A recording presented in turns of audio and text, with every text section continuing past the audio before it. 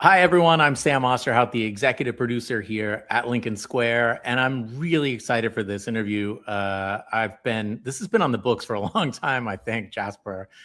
I'm here with Jasper Craven, an investigative journalist who spent over a decade covering the American military and veterans issues, work that's appeared in the New York Times, New York Times Magazine, Harper's, and Politico, and earned him the National Press Foundation's inaugural Award for Excellence in Coverage of Veterans. His new book comes out tomorrow. You'll probably be seeing this next week. So it's just come out and you've got to get it. It's called God Forgives, Brothers Don't: The Long March of Military Education and the Making of American Manhood. And it's really a sweeping history of how the U.S. military, from West Point to ROTC, to the Boy Scouts, has shaped American masculinity into something brutal, and how that formation runs straight through our politics today. Jasper, welcome. Thanks, Sam. There's so many endpoints to this story, and it is as we see. And I'm going to talk about Hegseth here in a little while because I think he's a really interesting distillation of a lot of what you talk about. But our government is being sort of militarized in a way. And that means something different now than maybe it has in the past. And so I want to start with the title of the book, God Forgives, Brothers Don't. In 1996, West Point's football team adopted that as their motto, as I understand it. But it has a kind of a grim backstory. Can you tell us about that? Yeah, sure. So in 1996, West Point quietly adopted this, macho kind of punishing motto, God forgives, brothers don't.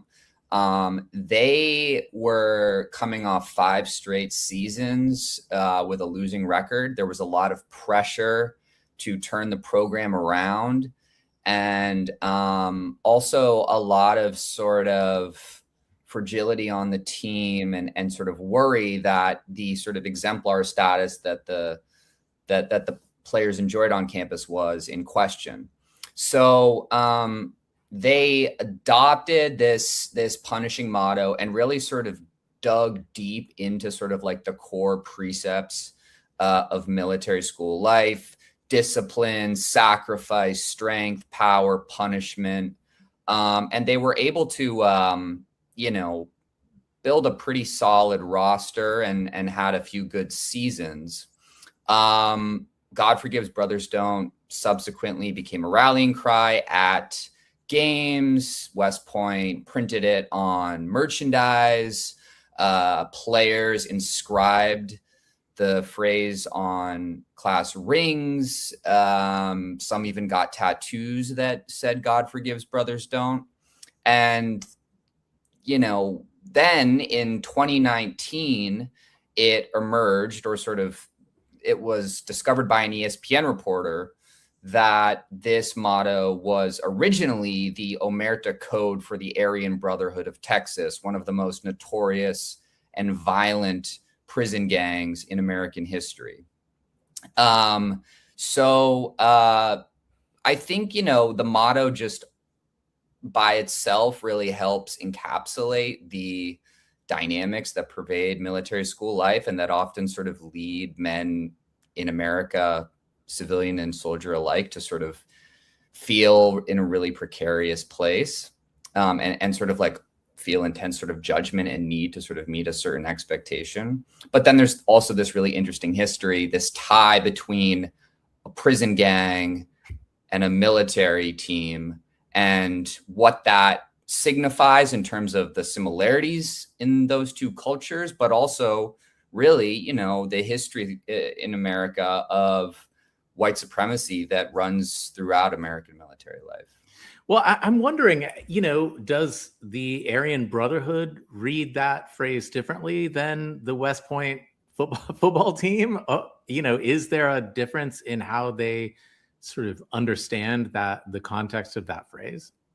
I don't really think so. I mean, the Aryan Brotherhood of Texas included as foundational members a number of Vietnam War veterans, Mm-hmm. and the gang was explicitly structured like a militia. There were privates, lieutenants, 5 all-powerful generals. There were military-style initiation rites, and both the gang and the military operate on similar principles, including a need for intense, unwavering loyalty to the men in charge. There's a culture of silence, discretion, power, punishment, hierarchy. I mean, they're very similar structures. And both, what's interesting is that both members of the Aryan Brotherhood and West Point football players are sort of find themselves enmeshed in a really violent subculture and inculcated with very dark ideas, but really both share this sort of nugget of need, of want, of desire for brotherhood, for community. Like, it's interesting. Some of the Aryan brothers in prison talked a lot about that. They came from abusive households or, were just impoverished spiritually. And so they were looking for some community, just as many boys who sign up for the military are. I mean, the Band of Brothers, it's literally called Band of Brothers, right? So this book actually came out of another piece from 2022 for Mother Jones, right? Yeah. I've been covering veterans issues in the military for about a decade now. And unlike a lot of military reporters, I began covering veterans issues and then sort of found my way into the military. I think most people do it the other way. And so there's often this tendency, and I surely would have fallen victim to it, of like getting a little bit caught up in the romance of military service and the sort of imposing generals and, the brass, the uniform, all the rest. My entree was just into talking to a lot of veterans who were in the Department of Veterans Affairs, suffering PTSD, military sexual trauma, struggling to reintegrate into civilian life. And so that's kind of where my head was at when I got this tip a few years ago from a former body man to General Jim Mattis. And he was like, look, there's this military school just outside of Philly. J.D. Salinger went there. H.R. McMaster went there. Storm and Norman Schwarzkopf went there. And over the last few years, it's really devolved into a pretty bleak situation, intense, violent, Lord of the Flies culture, scant supervision, willful ignorance by the people in charge. I mean, in some ways, kind of a microcosm of certain facets of military culture. Sure. But it was through my investigation of Valley Forge where this broader network was sort of illuminated for me. I mean, it can be kind of hard, I think, to trace like military culture and military ideology, but here there is a very like distinct pedagogy. There are courses, there are rules, there are codes. Right. And so I was sort of able in that moment to sort of picture this book and a larger investigation of really this, long-standing, all-powerful ideology and how it's influenced boys for generations. Yeah, I mean, it became a story sort of teeing off of a particular school, but what was that moment like when you were like, holy shit, this is not just about this school, this is about all of us, or 49% of us? Yeah, well, I think, the story was initially pitched to me as like, here is a bad apple school that has like betrayed core military principles. For many years, Valley Forge, nearly a century, sort of succeeded in breaking down boys and building them back up. And so I sort of bought into that initial framing at first, but then as I looked to the past, I found that not only Valley Forge, but virtually every military school has been overcome by moments of like violent, sometimes fatal hazing, just a really punishing hierarchy, and of this sort of this false promise that the military makes of like masculine validation and sort of the ability for a boy to secure his identity. But the fact of the matter is that the military is constantly withholding full validation, and one really cannot create a healthy, sustainable identity for themselves when they're working within a culture that relies on the exact opposite of that, which is strict adherence to a mission and following orders, and stripping away core unique characteristics, whether it's your hairstyle, your clothing style, whatever else, and sort of creating conformity. There were all of these sort of aha moments that led me to be like, okay, this is actually, I think, the most powerful way to sort of explore a lot of these concepts. Speaking of military schools, I want to get to Trump's own military school experience here in a little bit, but I think it's worth the book is so fascinating because it's not just about this moment, but it's about all the moments that led to this particular moment. And the history is really exceptional. And I think it's also worth mentioning, I wanted to mention this earlier, Valley Forge, the school you wrote about, is closed, right? Yeah, so the junior college remains open, but the academy has closed, though alumni and former administrators are trying their best to reopen it. I don't know if that'll happen.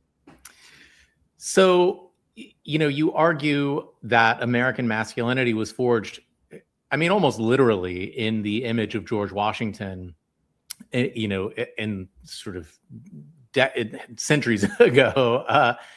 And most people think of him as kind of this, reluctant general, this sort of gentleman soldier.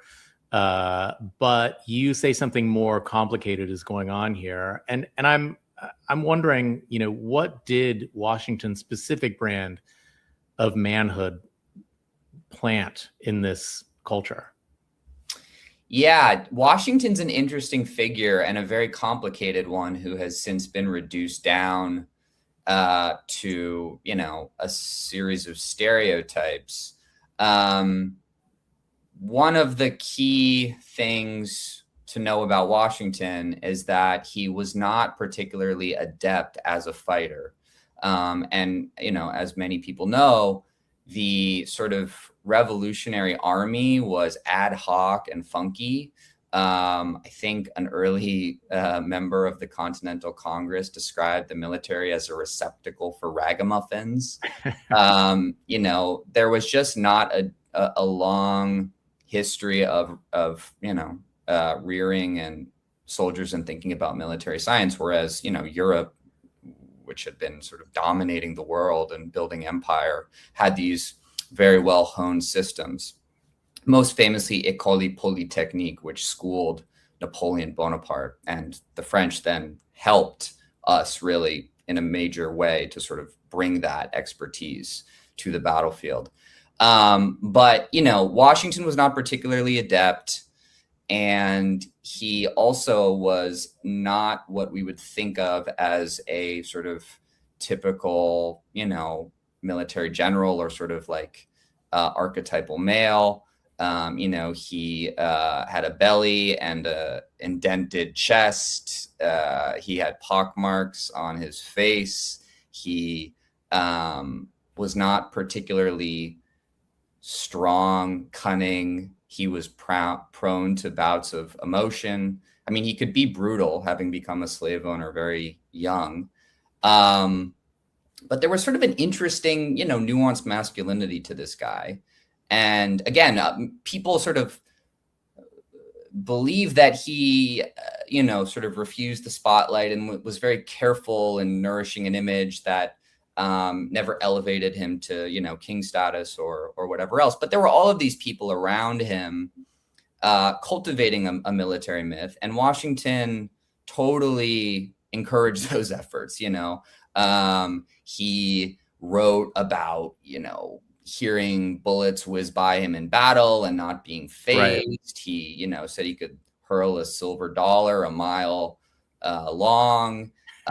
He basically, allowed these sort of classic, what we would now see as sort of classic military ideas, color how Americans saw him.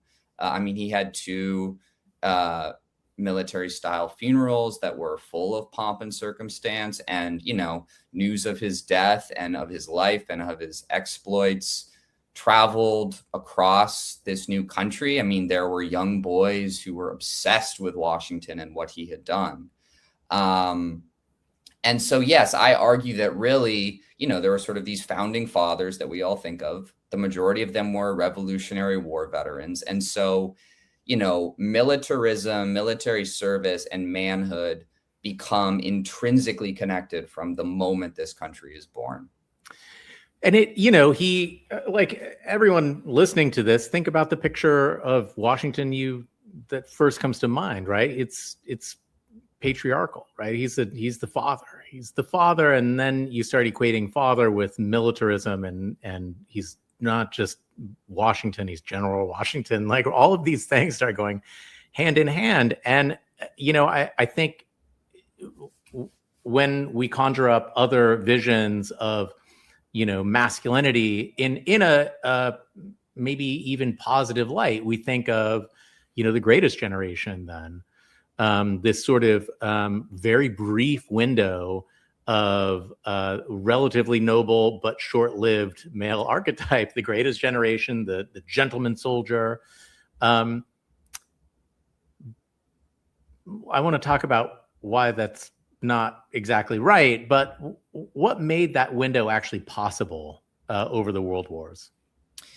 Yeah, well, World War II is the high watermark for this archetype. And it's interesting. You can sort of track admission to military schools like sort of on a chart, and it's completely correlated to the popularity of various conflicts. Even Wow. with World War II, like by the time that war is over, there you can start to sort of see some exhaustion and cynicism creep in, and really, the American people have long been profoundly skeptical of military power. That's another sort of like founding ideal that I think continues to be true today, even though it's not necessarily represented in politics as much as you might think.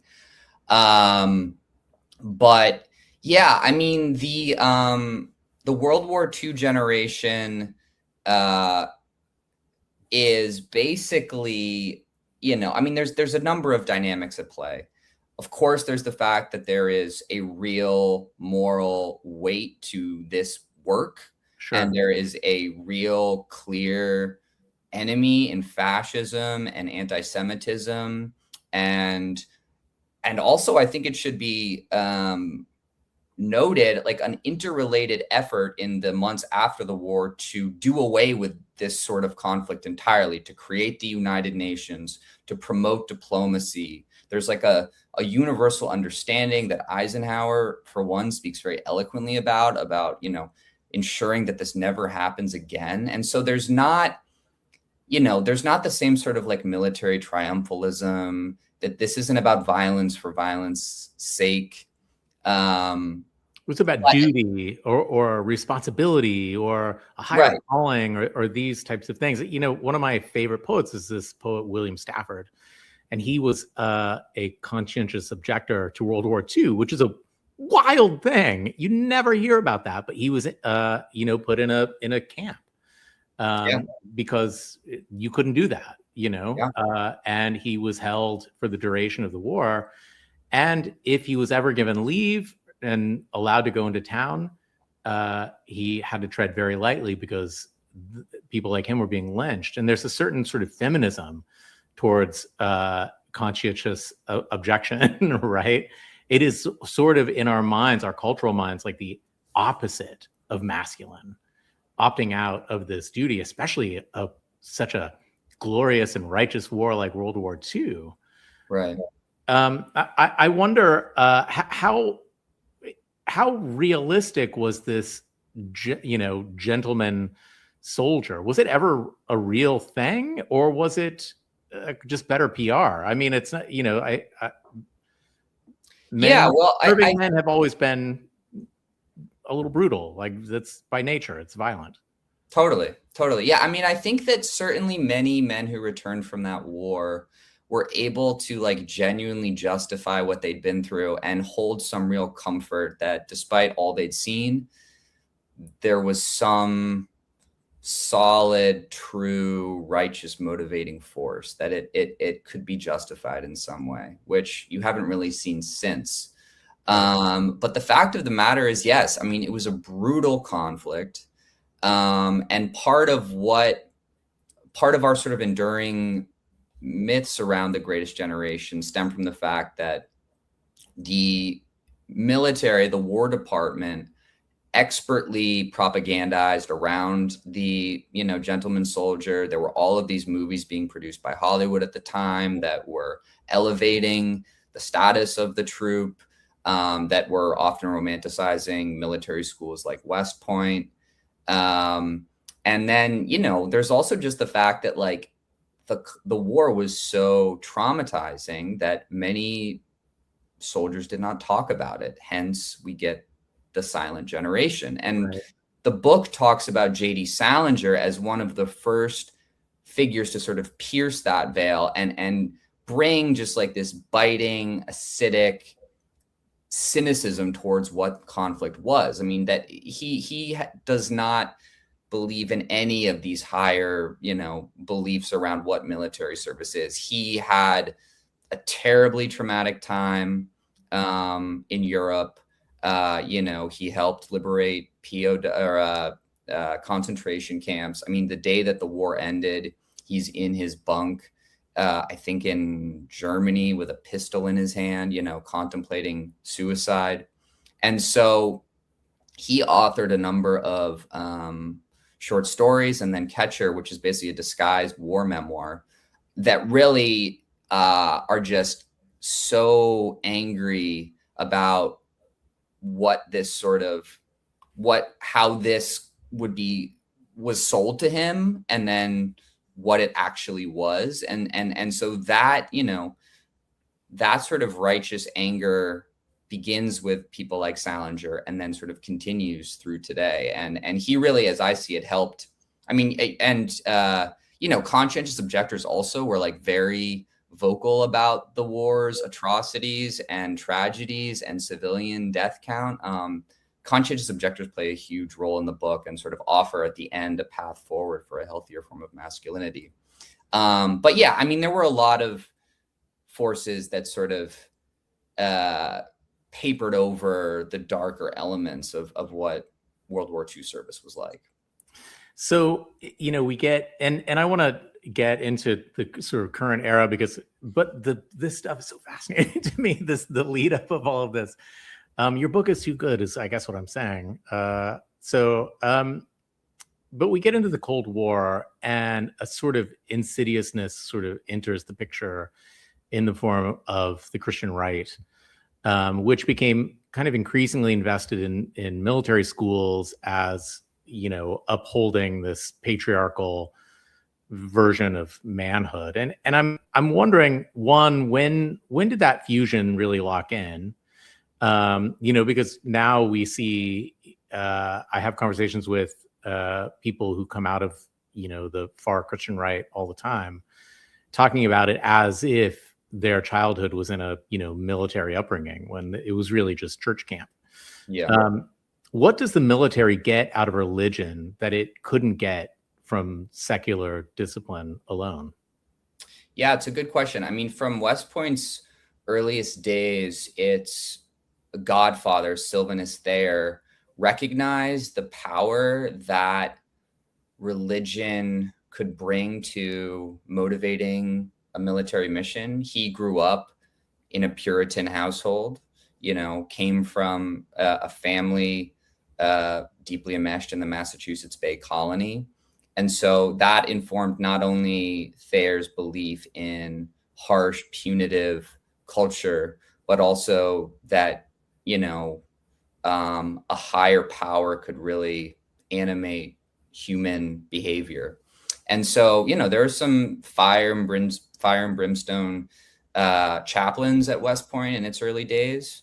But at the same time, there was a real, noble history of pastoral care, dominated by Protestants for a long time. And they were there basically on the battlefield to serve in a therapeutic capacity for troops who were having moral qualms, who were dealing with day-to-day traumas. And then beyond that, there were also efforts in the lead up to World War II, especially from the historic peace churches, Quakers chief among them, to push back against war and conflict. And so all of that sort of spurs this backlash by military men in charge and a real opening for hardcore evangelical figures to infiltrate the military. And we see an especially big shift during Vietnam because many chaplains had serious moral qualms about the conflict and they left the chaplaincy. And so into that void came evangelicals who, saw in their belief, like a kinship in their belief in proselytizing with these imperial missions. I mean, it sort of made sense and fit together. At the same time, we also see the establishment of the Air Force after World War II, the Air Force Academy, which is a deeply evangelical institution. There's all of these early pilots who are really intoxicated by the power and the sensation of being up in the clouds and come to sort of see themselves almost as pious figures, come to see a certain religious righteousness with raining down hellfire below. Wow. And yeah, it's pretty wild. So all of these forces sort of coalesce. And then the sort of final thing that really secures a major evangelical subculture in the military is the end of the draft in Vietnam. Reagan proceeds to put a man in charge of recruitment who is deeply evangelical himself and starts to target rural, often Southern communities, often through the church, to bring in recruits and, state manpower needs. So there's when you talk about this sort of model of masculinity, there's sacrifice, there's accountability, right? And there's certainty. The less certain you are, the less masculine, right? And I think religion really ticks all of those boxes in a very kind of scratches the itch that the military also scratches. And so we have all of these ingredients in the bowl, as it were, the bowl of masculinity. And then we get 9/11 and the forever wars. And do you see that sort of space between 2000 and today as a sort of extension or a quickening of the descent of the toxic masculine, or is it something new altogether? Well, I think it's probably both. Certainly the Holy War stuff really ramps up. We see President Bush refer to the coming conflict as a crusade days after 9/11. And there was already, by that point, this sort of Cold War era evangelical culture. So, a lot of what we're grappling with today is the sort of military's increased reliance on special operators. And that began during Vietnam. John F. Kennedy, before his death, legitimized the Green Berets and was sort of really excited about the possibility. I mean, it's sort of this classic neoliberal belief now, like the possibility that these conflicts could be won by a pared down group of ultra elite, badass war fighters. Right. And so, presidents ever since have sort of seen SEALs and Green Berets and other special operators as like this panacea that can sort of, win missions without having to like exact the political costs of deploying a major ground force. And so inevitably with that sort of pivot on foreign policy, we see we see the sort of like military soldier archetype mutate to resemble this new sort of elite specimen in the military. And I mean, one could look to a World War II veteran, for instance, and see certain recognizable qualities that they could replicate if they were sort of hoping to develop a similar form of manhood. And some of those were kind of pure, public service and modesty and manners and all of the rest. But now all of a sudden, the expectation for civilians and soldiers alike is to just be ripped, strong, sort of like mercenary style figures who, it should also be known, aren't necessarily like loyal to the country. They're more loyal to like their men and their mission. I mean, there's a lot of like resentment that the military has coming out of Vietnam, that they weren't allowed to fight harder enough. I mean, you see this also with the rules of engagement in the global war on terror and with what Pete Hegseth is talking about. But there's just like all of these sort of newly reactionary and extreme ideas around what makes a man that are completely impossible to secure. And so that then, spurs just like nervous energy and a lot of posing. I mean, it's, why we see the, security guard with the AK-47 or the, overweight dude at the Meal Team 6. Yeah. And so that's kind of, I mean, in terms of like the masculine arc, that's sort of what I'm seeing. And I think Hegseth is such a caricature of that, right? He is, he has prayer meetings in the Pentagon where he prays to God that he will guide the bullet to its target. It is the perfect distillation of everything you're talking about. Really, it is wildly toxic. There's no public service involved. There's nothing noble about what he's ultimately doing. And I wonder, I want to talk a little bit about him and Graham Plattner, because these are two sort of separate branches of look, Graham Plattner has, he's controversial just in that people have strong opinions about him one way or the other. But he has a military background. He has a history of some sort of questionable, toxically masculine and perhaps xenophobic, perhaps racist, all the things that we imagine to be a good man, right? If you're a Hegseth type. But he kind of got out of it. Can you explain that?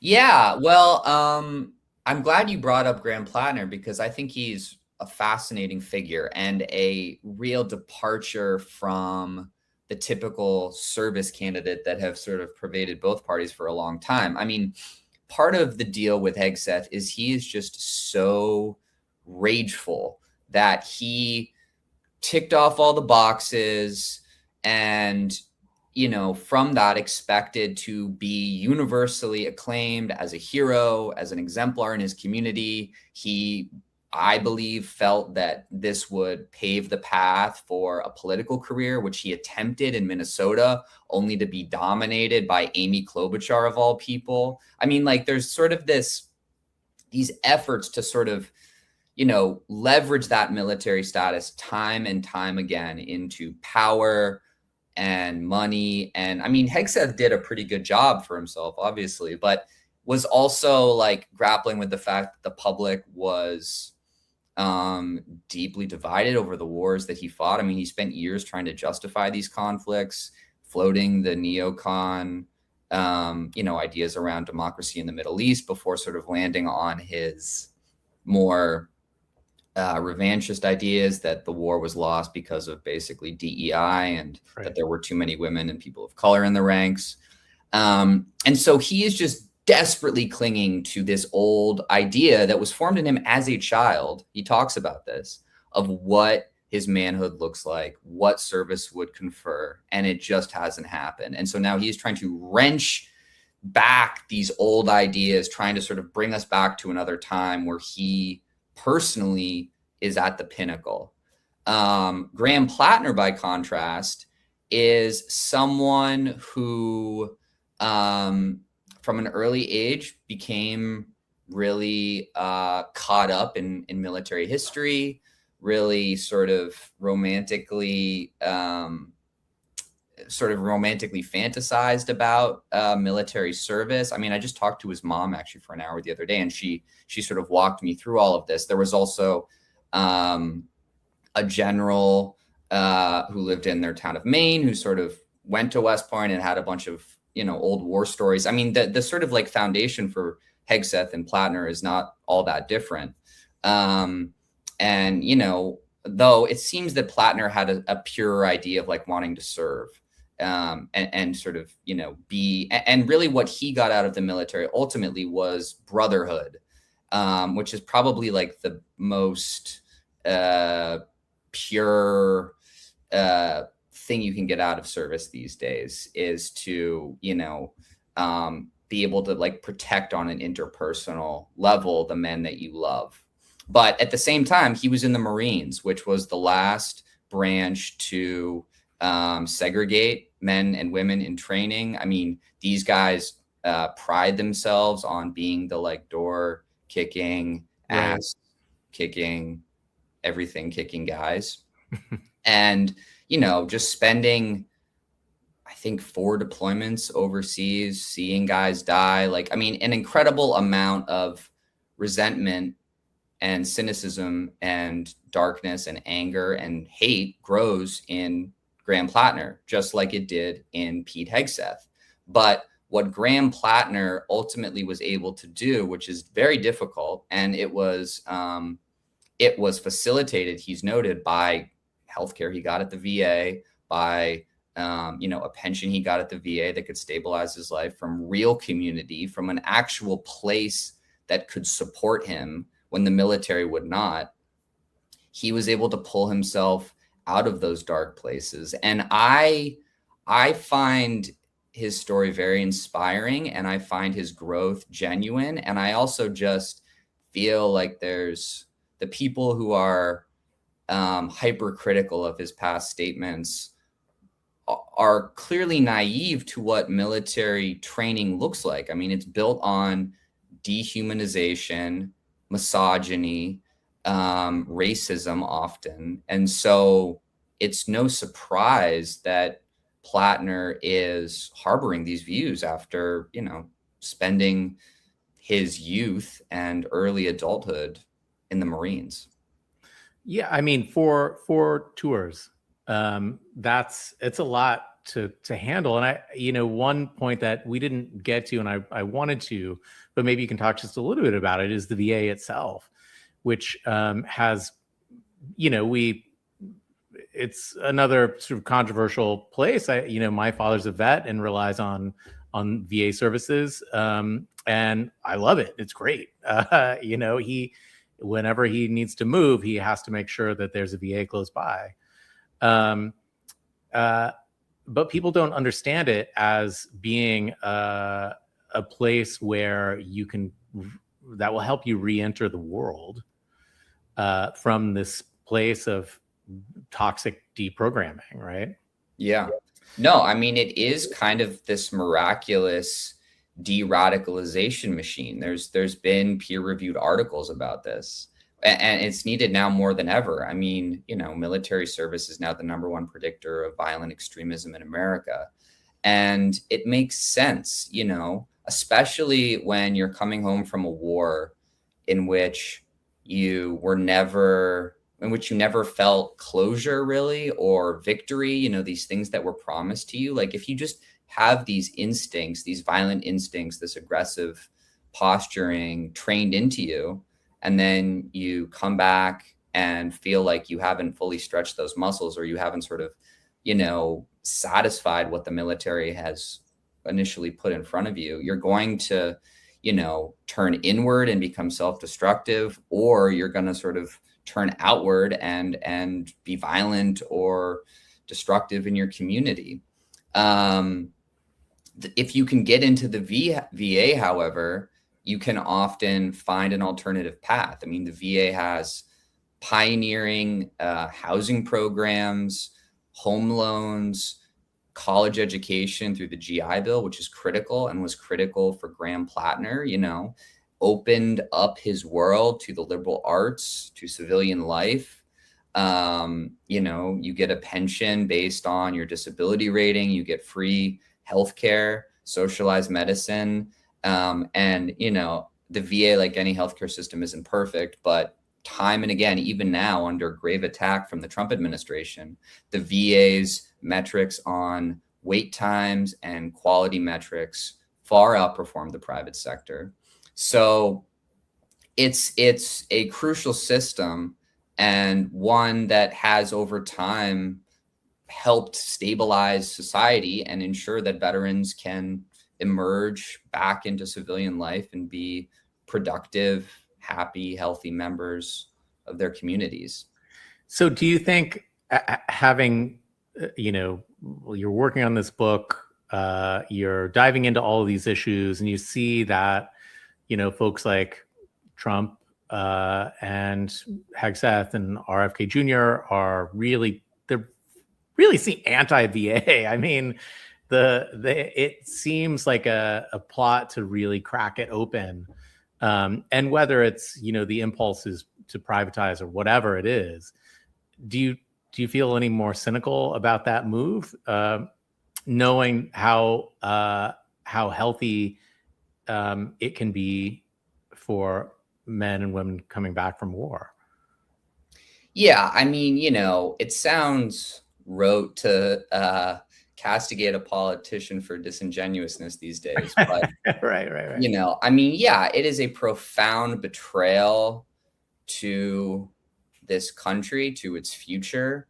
It is, I mean, it's also just like evidence, which I think there's like this widespread but very shallow understanding of military service today. And so because so few people are like grappling with military service, what it means, what veterans life means, what it looks like, it just primes us as a country for the conditions today, which is like, in Trump's case, a series of sort of like dramatic, theatrical, triumphant micro conflicts that, while not entirely popular, still sort of, I think, still sort of like entertain or sort of validate like the American military supremacy. Like it just, because we are so defined by militarism in this country, be it through, federal budgeting or our economy, like there is just sort of this cycle now of like needing to sort of see some evidence that we're still good at something. And so like all of the focus is there. And at the same time, there is a deep aversion and sort of fear around like grappling with the injuries that stem from that beyond just like a very sort of cosmetic understanding of it. And so I think that's part of the reason why the VA has never been fully funded and supported, is there's just kind of, people would rather entertain comforting fantasies around military life and reductive ideas of what like military injury looks like, and sort of, you know, all of the complexities wrapped up in that. Yeah. So last question, and thanks for sticking around. I really appreciate it. I feel like I could ask you a million more questions about this. It's, you know, this is an essential issue in our culture right now. Like this is in fact, I think it's the essential feature of our culture. We're becoming militarized, and men are feeling power through violence. And it will define, I think, the next decade for us. But my last question is, you know, we're in this lead up now to the 250th birthday of the country. You're probably watching this on Memorial Day out there. If we really did sit with what your book says and we really absorbed it, what would change? Well, that's a good question. I think that, you know, I think that like really there's a number of things that could happen, but I was really struck writing the book by a passage that J.D. Salinger wrote in an unpublished diary, in which he sort of describes what he calls the, I think, grave handicap imposed on him as a boy, which he then goes on to describe essentially as just like the jaded, unimaginative, often sort of unnecessarily harsh rearing of the American boy. And there are certain expectations that go along with being a young man in this country. And there are a million cultural inputs that fortify that idea. But, you know, I mean, this is not tangible by any means, but there is something profound to me about the promise of children, you know, their imaginations, what seems capable to them, which is basically everything. I mean, they see the world differently. They see colors differently. Like there is something so pure about that. And one of my major arguments in the book is that man is not inherently violent, that this is all inculcation. And I think there is a way to, you know, to use that energy and that promise through education to manifest a world that is peaceful and that is diplomatic and that is silly and you know, weird and just doesn't take itself so seriously. I mean, there are just so many old people who are cynical and don't, you know, I don't know, they just sort of they reflexively allow a lot of these, you know, militaristic ideas to just like pervade military school, you know, history books and movies that their children watch and everything else. I mean, like I myself am a very unique example. My father was a prominent anti-war activist during Vietnam, and like my parents kept me away from video games, kept me away from violent movies. I grew up in rural Vermont. I was taught to love and to be vulnerable. And obviously my masculinity isn't perfect. And even despite all of that, I find myself and have found myself flirting with ideas around, you know, righteous violence and military service and all the rest. But there is like a way, just sort of on a local, intimate level, raising a boy to try to, and this is happening, don't get me wrong. I mean, you know, we sort of all look up at our fathers and see someone a little bit harder than maybe we are. And there's some gratitude and understanding of what they've been through. And like, there is actually some of this happening, which I think is really beautiful. But I think there could be more of it. Yeah, I couldn't agree more. That's a great and sort of beautiful place to end. Let your kids be kids. They don't need to be violent. Yeah. Yeah. We have to redefine what it means to be a man. Jasper Craven is an investigative journalist. His new book is God Forgives, Brothers Don't: The Long March of Military Education and the Making of American Manhood. Jasper, it was really, really fun talking to you. Thanks so much, Sam. Yeah, thanks. And good luck with the book. Thank you.